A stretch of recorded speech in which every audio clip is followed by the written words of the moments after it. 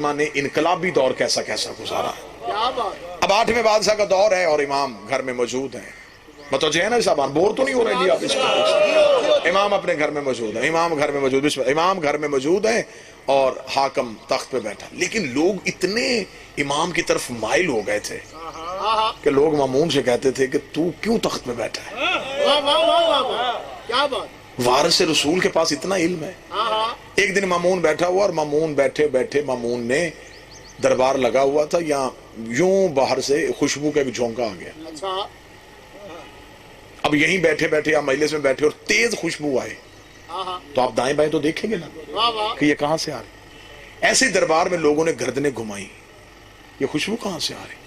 مامون تخت پہ بیٹھا ہوا خود پریشان تھا، یہ خوشبو کہاں سے آ رہی ہے، یہ پہلی بار آئی ہے، یہ پہلے کبھی نہیں کسی نے سونگھی، یہ کسی پھول کی نہیں ہے، یہ کسی درخت کی نہیں ہے، یہ کسی جڑی بوٹی کی نہیں ہے، یہ خوشبو کہاں سے آ رہی ہے۔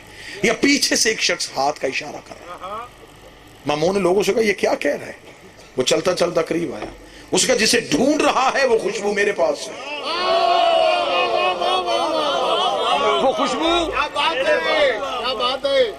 مامون نے کہا دکھا کون سا عطر ہے۔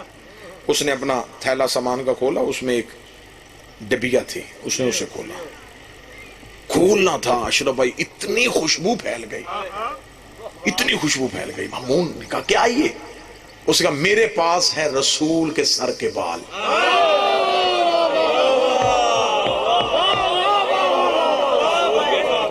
حاکم میں اور امام میں فرق سمجھانے لگا۔ میرے پاس ہے رسالت ماپ کے سر کے بال، تیرے پاس کہاں سے آئے؟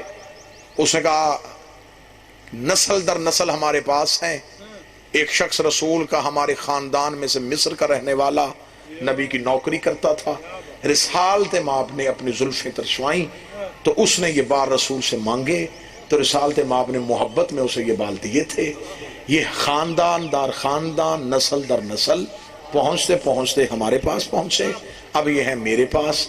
اس کا میرے دربار میں کیوں لے کے آیا ہے؟ اس کا میرے اوپر آ گئی ہے غربت، مجھے ضرورت ہے پیسوں کی، میں یہ بال بیچنا چاہتا ہوں۔ حاکم نے کہا کیا لے گا؟ اسے کہا 7 بال ہیں، ایک بال بیچوں گا 1000 دینار کا۔ 7 بال بیچوں گا 7000 دینار۔ مامون نے کہا اتنی قیمت، 1000 دینار کا ایک بال؟ اس نے کہا نہیں خریدنے تو ٹھیک ہے میں بند کر دیتا ہوں، میں کسی اور کے پاس سے لے دیتا ہوں۔ بڑے بڑے عاشق بیٹھے جو قریب مشیر بیٹھے تھے نا، انہوں نے مامون سے کہا لے لے۔ اس نے کہا ہمارے کس کام کے؟ اس نے کہا کوئی چیز تو ہمارے پاس بھی نبی کی ہو۔ لوگ روز ہم سے دربار میں آ کے پوچھتے ہیں کہ تو نبی کا وارث ہے تو تیرے پاس نبی کی کون سی چیز ہے؟ تو ہمارے پاس کم از کم بال تو ہو۔ مامون نے کہا بات تو ٹھیک ہے۔ اس کا قیمت دیں گے تو یہ جائے گا کہاں؟ باہر نکلے گا، قتل کروا دیں گے، دینار واپس چھین لیں گے، بال خرید۔ اس نے کہا یہ کیسے پتا چلے گا کہ یہ بال نبی کے ہیں؟ کیا بات ہے! مشیروں نے کہا ہماری مجبوری ہے، نہ ہم نے نبی دیکھا ہے۔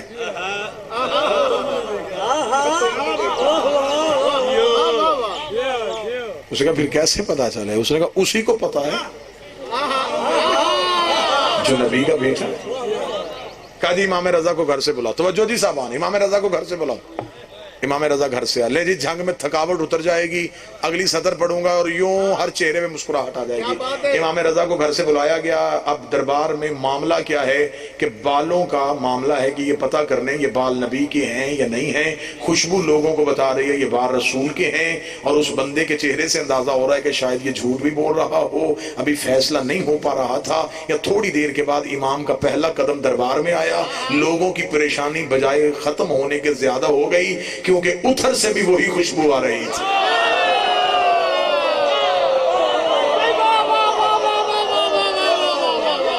بندے پریشان ہو گئے، ادھر سے بھی وہی خوشبو، ادھر سے بھی وہی خوشبو۔ کیا کہنے! امام کا آنا تھا یا خوشبو ایک ہو گئی۔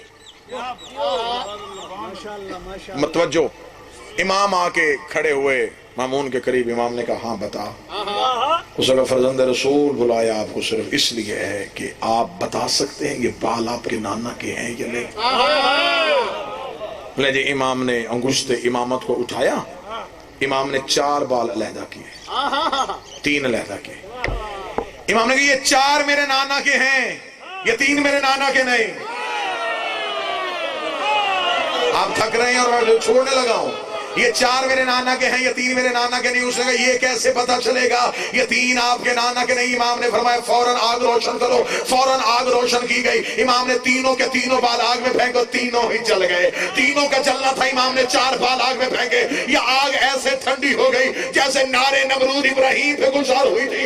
ادھر آگ کا ٹھنڈا ہونا تھا۔ مامون نے امام کا چہرہ دیکھا، امام نے مامون کی طرف دیکھا، شرم نہیں آتی تجھے نبی کے بال سمجھ میں نہیں آئے، نبی کی آل سمجھ میں گئے۔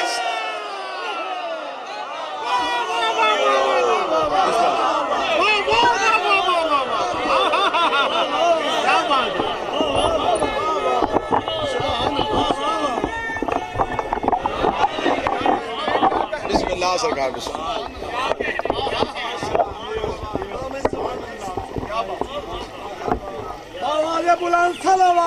اللہم صلی اللہ، بسم اللہ سرکار، عزت معاف کریے۔ واجب الاحترام، قابل سعادت احترام، آبروئے قصیدہ، بہترین شاعر، بہترین مدح خان، بہترین انسان جناب اعجاز حسین جھنڈوی صاحب تشریف لے آئے۔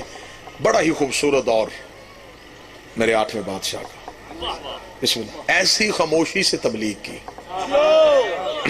مامون نے بس بڑی جلدی جلدی 3 یا 4 منٹ کی ایک بات سنا دیتا ہوں۔ مامون نے اپنے سرکاری مہمان خانے پہ دعوت کی اور اس نے سارے اسلامی ممالک کے گورنرز بلائے، 202 کرسی لگوائی، 100 کرسی دائیں، 100 بائیں اور 2 سامنے۔ ادھر 100 کرسی لگ گئی، 100 کرسی ادھر لگ گئی، 2 کرسیاں سامنے لگ گئی۔ 100 گورنر ادھر بیٹھ گئے، 100 گورنر ادھر بیٹھ گئے، 1 کرسی امام کی، 1 کرسی مامون کی۔ اب کھانا بہت بہترین دسترخوان سج گیا، کھانے کا اہتمام تھا۔ ہر ایک گورنر کے پیچھے ایک کالا حبشی پنکھا لے کے ہوا دے رہا تھا۔ 100 گورے عرب، پیچھے 100 کالے حبشی، ادھر 100 گورے عرب، 100 کالے حبشی۔ کھانا سج گیا۔ اب گورنر انتظار کر رہے ہیں کہ مامون شروع کرے، کیا بات ہے، مامون انتظار کر رہا ہے کہ امام شروع کرے۔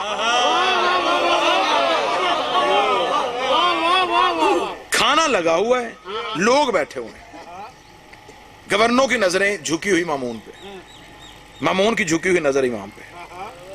تھوڑی دیر کے بعد مامون نے آہستگی سے کہا مولا کھانا شروع کریں، ہم آپ کے انتظار میں۔ امام نے سر اٹھا کے ان کالے حبشیوں کی طرف دیکھا، امام نے کہا یہ نہیں کھائیں گے؟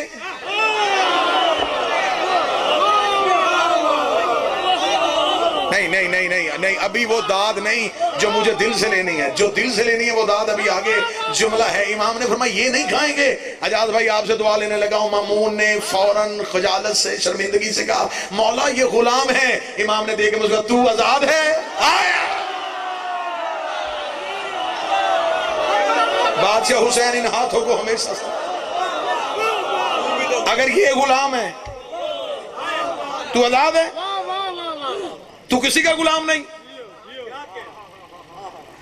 اب اپنے ہی مہمانوں کے سامنے، اپنے ہی ولی عہد سے اپنی ہی توہین، جھکا ہوا سارا اور سار دیکھ کہتا ہے یہ بعد میں کھا لیں گے۔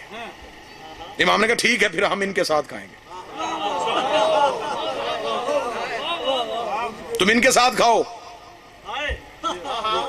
میں ان کے ساتھ کھاؤں۔ گورے پریشان ہو گئے، کالے مسکرانا شروع ہو گئے۔ آخر حکم امام تھا، حکم امام ہی نہیں، چلے دربار میں ولی عہدی کی حیثیت تو تھی، ایک ایک گورے عرب کے ساتھ ایک ایک کالے حبشی کی کرسی لگائی گئی۔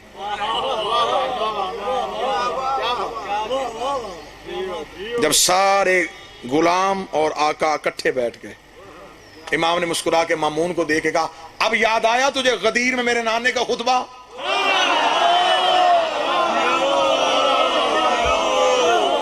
کسی عرب کو عجم پہ، عجم کو عرب پہ، گورے کو کالے پہ، کالے کو گورے پہ کوئی فضیلت نہیں۔ مامون نے سر جھکا کے کہا ہاں ہاں جی اب مجھے یاد آ گیا، یہ رسول نے آخری حج میں کہا تھا، غدیر میں کہا تھا، اتنا کہنا تھا۔ امام نے فرمایا صرف اتنا ہی یاد آیا ہے یا میرے دادے کی ولایت بھی یاد آئی ہے؟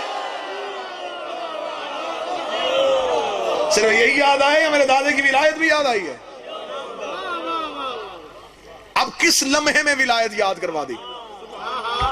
کیا بات ہے، سامنے عملی تصویر بنا کے، غدیر کا نقشہ کھینچ کے ولایت یاد کروائی۔ بس اب جب سج گیا دسترخوان تو اب گوروں نے کیا کھانا تھا؟ وہ مدت کے بھوکے حبشی وہ کھاتے رہے، گورے وہ ہاتھ صاف کرتے رہ گئے، کالے کھانا کھا گئے۔ گورے عرب سر جھکا کے مامون کے ساتھ انتہائی نامناسب لہجے کے ساتھ کہ تو نے توہین کی ہے ہماری، تو نے بلا کے ہمیں ذلیل کروایا ہے، تو نے ہمیں نوکروں کے ساتھ بٹھایا ہے۔ ہر کوئی اپنے اپنی سوچ کے مطابق جملے دیتا دیتا دربار سے جا رہا تھا، لیکن لطف تب آیا جب دربار خالی ہو گیا۔ امام تخت پہ آ کے بیٹھ گئے اور 200 کا 200 کالا حبشی امام کے سامنے آتا، ایک ایک آ کے امام کے ہاتھوں کو چوم کے کہتا اشہد ان علی ولی اللہ، اشہد ان علی ولی اللہ، اشہد ان۔ ہم گواہی دیتے ہیں تیرے دادے کی ولایت سچ۔ آج بھی کسی نے دیکھنا ہو کہ کسی کا بادشاہ کتنا امیر ہے تو وہ مشہد جائے۔ 8 دروازے، تحد نگاہ صحن، سونے کا گنبد،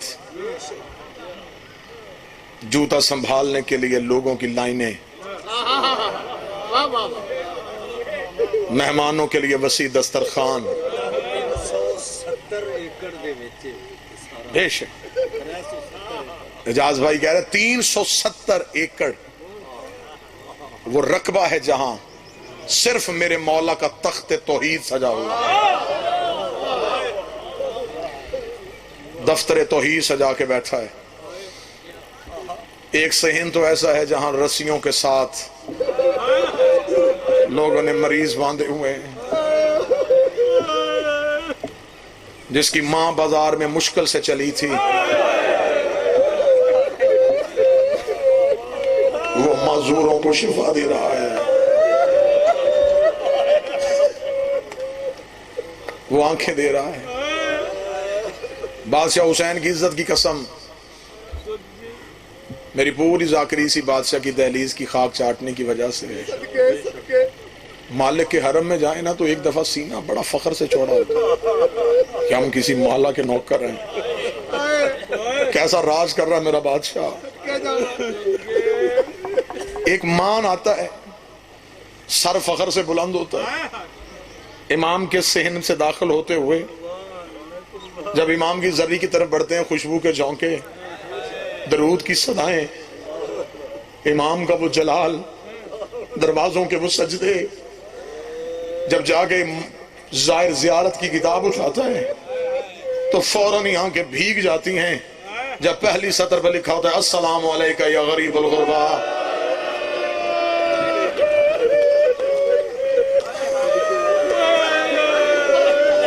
اور جس کی بہن کم کی پہاڑیوں میں روتی رہی،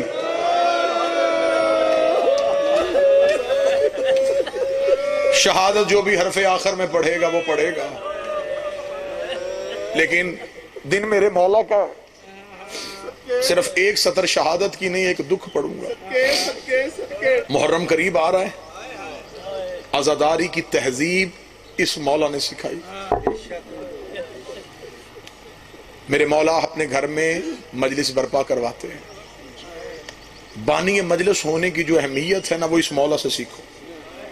بانی مجلس کا اجر کیا ہے وہ یہ مولا بتا رہے ہیں۔ آپ جتنے بھی مجلس سننے والے محبان، حاضرین، سامعین آتے ہیں، امام اپنے گھر میں مجلس کرواتے، امام بیٹھنے سے پہلے بھی مجلس والی جگہ کو چومتے،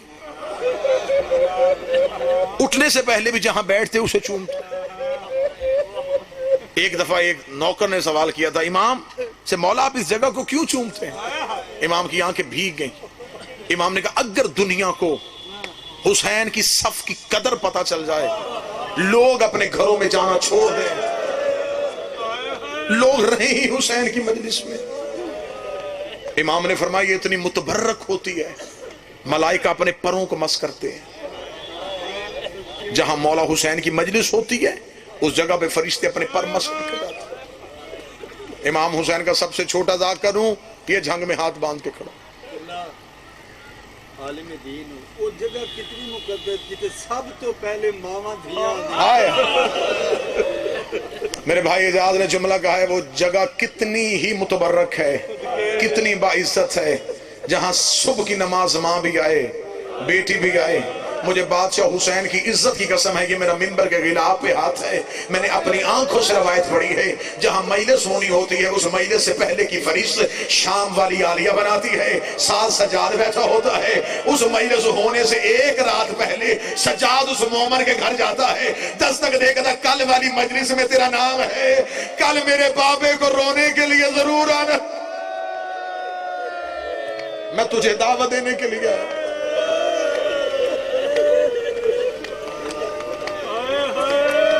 چلے ماحول ایسا بن گیا، میں پڑھنے لگا تھا امام رضا کا ایک مرثیہ پڑھنے لگا تھا، چھوڑا۔ محترم ہیں میرے مالک کے بڑے منظور نظر ہیں، ان کے ذمے ایک بڑی خوبصورت مالک نے نوکری لگائی ہے، یہ ہر شام مولا عباس کا چراغ جلاتے ہیں، لہذا مولا غازی کے بڑے منظور نظر نوکر کی موجودگی میں پڑھ دیتا ہوں حسین کی عزاداری کی جگہ کی قیمت۔ کتاب کا حوالہ ویڈیو کیمرے کی موجودگی میں دے، انوار الغمہ کتاب، اس میں لکھا ہے مصر کا رہنے والا شیعہ تھا، اپنے گھر میں 10 دن مولا حسین کی مجلس کرواتا تھا، 10 دن۔ ایک سال ایسا آیا غریب ہو گیا، اتنا غریب ہوا کہ مقروض ہو گیا، اتنا مقروض ہوا کہ گھر کے برتن بھی بک گئے۔ محرم کا چاند طلوع ہو گیا، چھت پہ جا کے اس نے محرم کے چاند کو دیکھا، رو کے کہتا میری زندگی میں طلوع نہ ہوتا، کاش تیرے آنے سے پہلے میں مر گیا ہوتا، ہر سال تو طلوع ہوتا، میرے گھر میں غریب کے لوہے پڑے جاتے، میرے گھر میں غریب کا ماتم ہوتا، تو بھی طلوع ہو گیا اور میرے گھر میں انتظام بھی کوئی نہیں۔ ابھی یہ چاند سے شکوہ کر رہا تھا، یا کاندھے پہ زوجہ کا ہاتھ آیا، اسے پلٹ کے دیکھا پیچھے بیوی کھڑی تھی، دیکھ دی شرم کر، چاند سے شکوے نہ کر، مشکل وقت آئے تو قیمتی چیز بیچتے ہیں۔ اب جو بندہ چاہتا نا کہ میں حسین کی مجلس کرواؤں لیکن میرے پاس کچھ ایسا ہے نہیں، ان بندوں کے لیے میرے ساتھ جملہ سنیں گے، بیوی نے کہا مشکل چیز وقت آئے قیمتی چیز بیچ، اس کے ذہن میں ضرور عورتوں کو زیور پیارے ہوتے ہیں، میری زوجہ نے کوئی زیور سنبھال کے رکھا، کہتا تیرے پاس کوئی زیور ہے؟ ہاں ہے، کہتا پہلے کیوں نہیں بتایا، جلدی دے میں بیچوں۔ آگے آگے بیوی چلی، پیچھے پیچھے شوہر چلا، کتاب کہتی بیوی اس کمرے میں آئی جہاں 2 بیٹے سو رہے تھے، دونوں بیٹوں کے سرہانے آ کے کھڑی ہو گئی، شوہر دے کے کہتا میں تیرا ارادہ سمجھا نہیں، رو کے کہتی میرے گھر میں ان سے قیمتی کچھ بھی نہیں ہے، ان سے قیمتی تو کچھ نہیں۔ تڑپ کے کہتا کیا مطلب، تو کہنا کیا چاہتی ہے؟ رو کہتی بردہ فروشوں کے بازار میں جا، جہاں غلام بیچتے ہیں نا وہاں بیٹے بیچ دے، جو قیمت ملے اس سے حسین کی مجلس کروا۔ رو کے کہتا کبھی کسی نے بیٹے بھی بیچے ہیں؟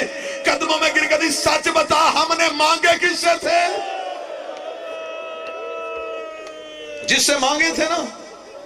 آج امتحان ہے، بیچ بیٹے، کہنے لگا کیسے بیچوں؟ رو کہتی سچ بتا اکبر سے پیارے ہیں، اصغر سے زیادہ معصوم ہیں، اون محمد سے زیادہ قیمتی ہیں۔ ماں نے سوئے ہوئے بیٹے اٹھائے، لباس تبدیل کروائے، اللہ بیٹے کی زندگی کرے، اللہ رضا کی زندگی کرے، یوں بچوں کے لباس تبدیل کروائے۔ باپ نے بچوں کے ہاتھ پکڑے، غلاموں کے بازار میں چلا گیا، صبح سے لے کے شام تک آوازیں دیتا رہا غلام لے لو، غلام لے لو، قیمت آدھی دے دینا، محنت زیادہ کروا لینا۔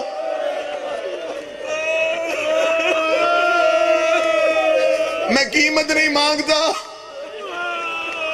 مجھے کوئی 10 دن کے راشن کا انتظام کر دو۔ صبح سے لے کے شام تک بیٹے لے کے بازار میں رہا، کوئی گاہک نہ آیا۔ کتاب کہتی تھک کے زمین پہ بیٹھا، تھکے ہوئے باپ نے بچوں کے سر سینے سے لگا، منہ بکیا کی طرف کر کے کہتا بی بی اب میرا مقدر، بی بی میں تو بیٹے بھی لے آیا تھا۔ ابھی یہ بات کر رہا تھا یا بازار میں گھوڑے کے چلنے کی آواز ہے، ایک گھوڑا سوار اس کے قریب آ کے رکا، چہرے پہ نقاب تھا، اس کا سر جھکا ہوا تھا۔ گھوڑا سوار کی آواز آئی، غلام بیچے گا؟ اس کی زبان نے ساتھ نہ دیا، سر ہلایا۔ گھوڑا سوار کی آواز آئی، کیا قیمت؟ تڑپا، رو کے کہتا کوئی کائنات بھی دیتا میں بال بھی توڑ کے نہ دیتا، بس اتنا دے دے 10 دن میں میرے گھر میں غریب ہی مجلس ہو سکے۔ اتنا جملہ کہنا تھا، جھنگ والوں تمہیں مصائب سے پیار ہے، جس نے بستر پہ رونا ہے، جس نے یکم محرم تک رونا ہے۔ گھوڑا سوار کی آواز آئی، وہ سامنے گھوڑے میں دینار پڑے ہیں، وہ دینار اٹھا اور اپنے بیٹے میرے ساتھ بٹھا دے۔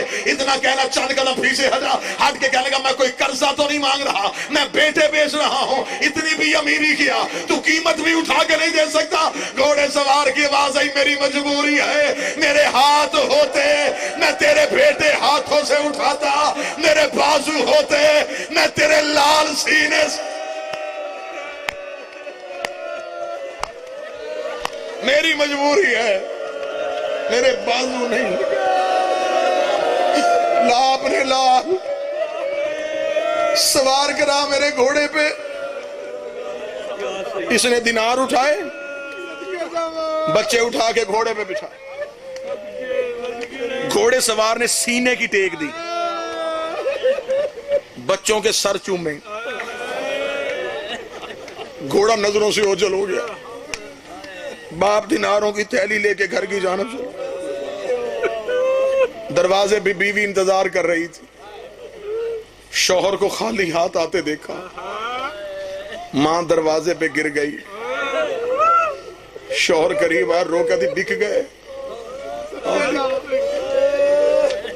آنکھ میں باپ کے آنسو آنے لگا، یہ ماں نے یوں ہاتھ سے صاف کیا، رو کے کہتی اب نہ رونا، اب ہم نے زہرا کے بچوں کو رونا ہے، اب ہم نے علی کے بیٹوں کو رونا ہے، اب میرے گھر سے میرے بیٹے کو کوئی نہ روئے، چل جا مصر کی جامع مسجد میں جا کے اعلان کروا، میرے گھر میں غریب کی صف ہے۔ لوگ آنا شروع ہو گئے، مجلس کا انتظام ہو گیا، بس آخری 1 منٹ پڑھوں اور قبلہ کے حوالے منبر کروں۔ لوگ آ رہے ہیں، غریب کی مجلس ہو گئی، غریب کی نیاز تقسیم ہو گئی، حسین کا ماتم ہو گیا، حسین کے نوحے پڑھے گئے، لوگ اپنے اپنے گھروں کو واپس چلے گئے، ایک ماں بس گئی، ایک باپ بس گیا، نہ ماں سو رہی تھی نہ باپ سو رہا تھا۔ آدھی رات کو ماں اٹھی، شوہر کے قدموں میں بیٹھی، رو کے کہتی مجھے شرمندگی تو کوئی نہیں ہے، صرف اتنا پوچھ کے آئی ہوں کس کے ہاتھ بیچ کے آیا ہے۔ رو کے کہتا کوئی شریف تھا، چہرے پہ نقاب تھا، بازو تھے کوئی نہیں، بیٹے گھوڑے پہ بٹھا کے لے کے چلا گیا۔ ابھی اتنی بات ہو رہی تھی، یا دروازے پہ دستک ہوئی، بیوی روتی ہی دروازے پہ گئی، سے دروازہ کھولا، ایک کالے برقعے والی بیوی دونوں بچوں کو گود میں اٹھا کے دروازے پہ کھڑی تھی۔ اتنا دیکھنا تھا، یہ ماں قدموں میں گر گئی، رو گئی بیوی ان سے کوئی غلطی ہو گئی، میں معافی مانگتی ہوں، انہیں نوکری کرنے کا طریقہ نہیں آتا، یہ پہلی بار کسی کے گھر غلام بن کے گئے تھے، بی بی کوئی غلطی ہو گئی میں معافی مانگتی ہوں، بی بی مجھ سے قیمت واپس نہ لینا، بی بی میں نے حسین کی مجلس کروانی ہے۔ وہ بی بی رو کے کہتی ہم بیٹے دیتے ہیں لیتے نہیں ہیں، رو کہتی تو جو گلیوں میں بیٹے دے رہی ہے تو حسین کی ماں ہے، رو کے کہتی ہاں تو ساری رات حسین کو روتی رہی، میں ساری رات تیرے بیٹے گود میں اٹھا کے کبھی کربلا کبھی شام رو رو کے کہتی اٹھ زینب تیری جوڑی کا صدقہ